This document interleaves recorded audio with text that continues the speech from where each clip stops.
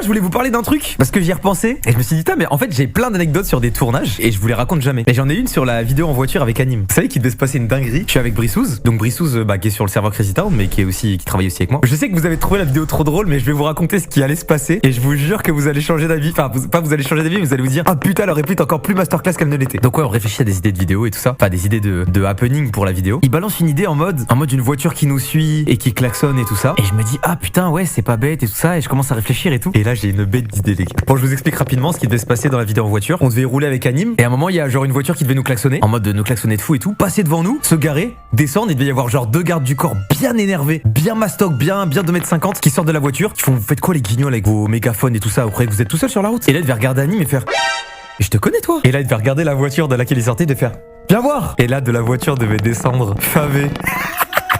Oh mon dieu, ça aurait été une masterclass, je suis dégoûté. Favé devait descendre de la voiture, Anime il aurait été choc-barre, il serait rentré dans la voiture, et moi j'aurais dit, top 7 des streamers qui se sont fait Jufara. Top 7. Anime.